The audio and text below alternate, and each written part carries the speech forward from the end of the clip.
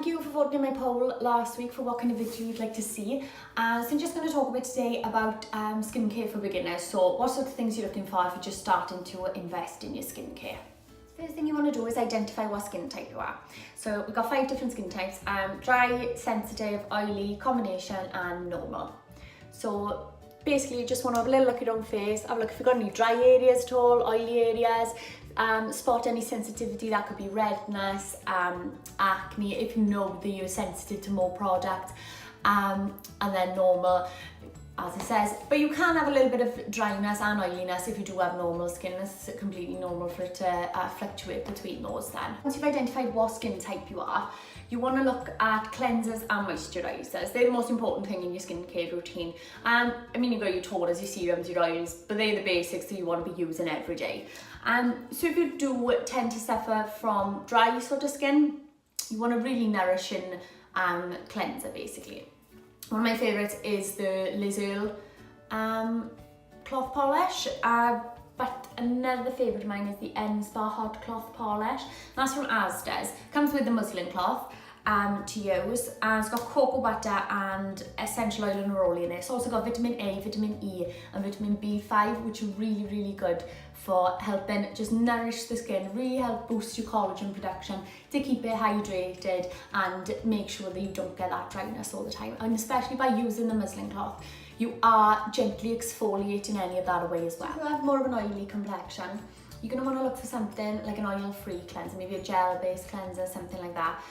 If it says drying on it, I personally would just avoid it. You still, even though you do want to get oil off your face, if you do have oily skin, you don't want to strip the oil from it, because that's just going to give you more trouble really. Because when you have oily skin, by stripping it away like that, your skin gets dehydrated, so then it reacts by producing more oil to hydrate the skin. So most importantly, you want to make sure you are moisturising oily skin. Like, one of my favourite cleansers to use when I am having oily skin is the Kiehl's Ultra Facial Oil Free Cleanser. As you can see, as I'm nearly out.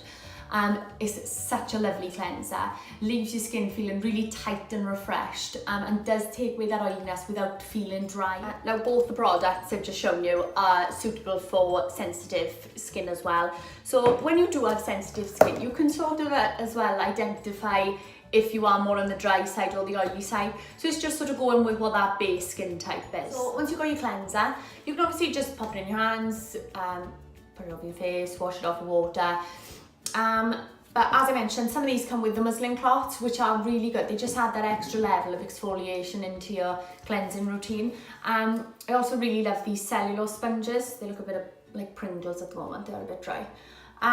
You can get these in Home Bargains, Primark, they're like 99 pence a pound. By adding these little tools into your skincare routine, it means you're having a little bit of gentle exfoliation every day, rather than using something quite abrasive once a week. So next up, you want to look at moisturisers. So like I said, for dry skin and sort of sensitive skin, you're going to want to look for something quite nourishing to help really hydrate your skin and stop from getting any like flakiness, things like that. Like I said in my last video, I've been using the Body Shop Oils of Life range, which is really, really lovely, really nourishing. So that's one to look at if you do suffer with a little bit of dry skin at all. They do some lovely ranges in the Body Shop as well. I know their vitamin E range is really lovely, so if you have a look, that's one worth a look at if you do suffer with dry skin. If you find that you've got oily skin, same again, you're going to want to look for an oil-free sort of moisturiser, but nothing drying again. At the end of the day, you really do want to hydrate your skin and keep it moisturised. A really good one I found for that was the Glam Glow Water Burst.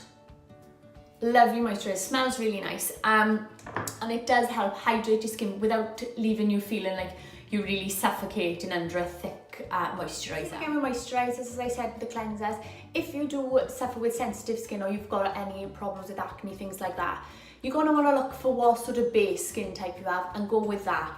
You can add other treatments into your skincare routine to help with those problems, but if you go for what your base skin type is, it's going to really help balance your skin out for you and should help in turn with those problems. Another thing I wanted to mention, absolutely nothing wrong with using micellar water.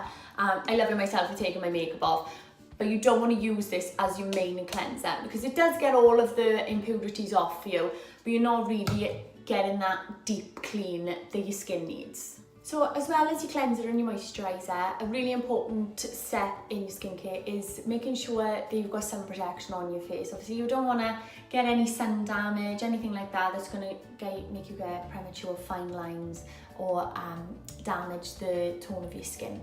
You'll probably find you've got SPF in your makeup, but if not, if you're just wandering around, you've got no makeup on, make sure that you're popping some sort of SPF on, because you really don't want to get any sun damage and things like that, because it's just really going to ruin the texture of your skin. That's the basics for beginners skincare. You've got your cleanser and your moisturiser, and make sure that you are protecting your skin from any sun damage. If you've got any questions about products to use or treatments that you can add into your skincare to help with any problems, just give me a little message or comment down below.